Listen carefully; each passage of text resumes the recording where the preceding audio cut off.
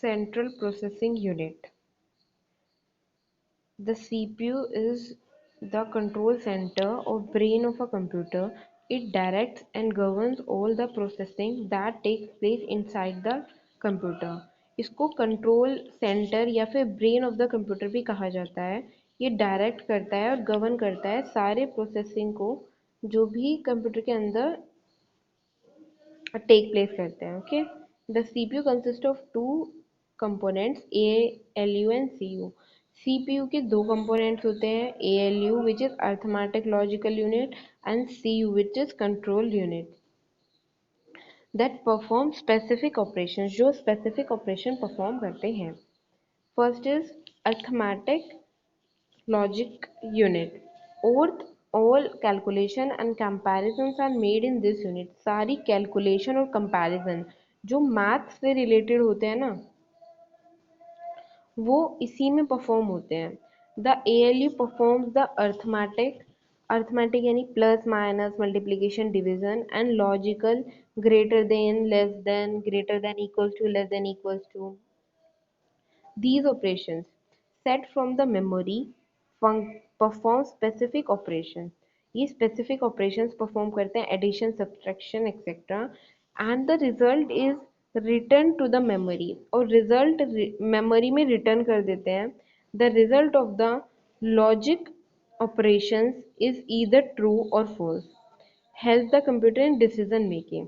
जो logic operations होते हैं उनका रिजल्ट या तो ट्रू होता है या फॉल्स होता है, जो डिसीजन मेक करने में हेल्प करता है. देखो जैसे कि A बड़ा है B से, अब A की वैल्यू 5 है और B की वैल्यू 2 है तो ये ट्रू हो जाएगा.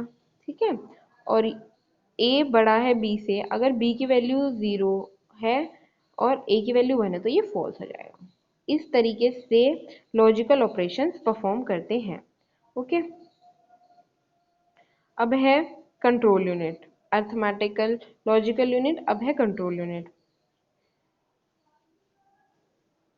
The CU controls the flow of data. CU control unit flow of data को कंट्रोल करती है. Input devices to memory and from memory to output devices. Control करती है इनपुट डिवाइस को मेमोरी में और मेमोरी से आउटपुट डिवाइस में. ठीक है, ये ऐसे कंट्रोल करती है control unit. It controls and guides the interpreter. ये कंट्रोल करती है और गाइड करती है इंटरप्रिटेशन को, flow and manipulation of all data and information, और फ्लो और मैनिपुलेशन सारे डेटा का और इंफॉर्मेशन को. It does not actually process the data. ये एक्चुअली डेटा को प्रोसेस नहीं करती. Instead it sends control signals to ALU. ये सिग्नल्स को ALU में भेज देती है and memory of for carry out for the required operation, और मेमोरी से कैरी आउट करती है रिक्वायर्ड ऑपरेशन को. अब ये देखो, control unit control all the functions like input output storage and process. It instruct ALU which operations is to be carried out. सारे operation सारे फंक्शन CU मतलब कंट्रोल यूनिट ही कंट्रोल करती है. अब है registers. These are high-speed temporary storage areas found in the CPU. High-speed temporary storage areas होते हैं जो कि CPU में मिलते हैं. Registers. Register work as per the instruction given by the control unit. Register उसी तरह काम करते हैं जिस तरीके से कंट्रोल यूनिट चाहती है या फिर जिस तरीके से कंट्रोल यूनिट इंस्ट्रक्शंस देती है. Storing instructions and data immediately required for performing an operation. Strong instructions देती है या data immediately required हो for performing an operation. The CPU places the highest priority job. CPU place करेगा highest priority job को data inside registers for faster execution और processing. highest priority job को सबसे पहले वो पहली प्रायोरिटी देगा, उसके बाद दूसरी को देगा. इस तरीके से CPU वर्क करता है. Registers can be of different sizes. Register different तरीके साइज के हो सकते हैं, जैसे 16 बिट का हो सकता है, 32 बिट का हो सकता है, 64 बिट का हो सकता है, ठीक है। And each register inside the CPU has a specific functions like storing data।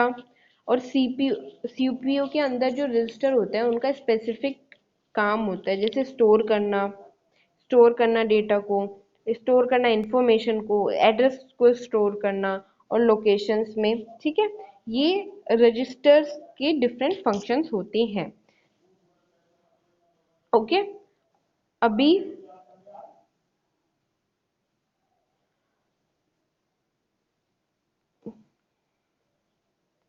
ये मैं आपको दे रही हूँ,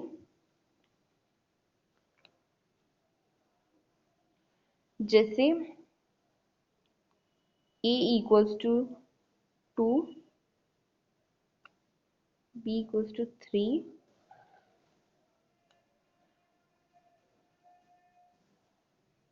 जैसे अभी मैंने लॉजिकल ऑपरेशंस का आपको बताया वैसे मैंने ये दिया। अब इसका आउटपुट आप होमवर्क में करके लाएंगे, 2 क्वेश्चंस दे रही हूँ, ठीक है।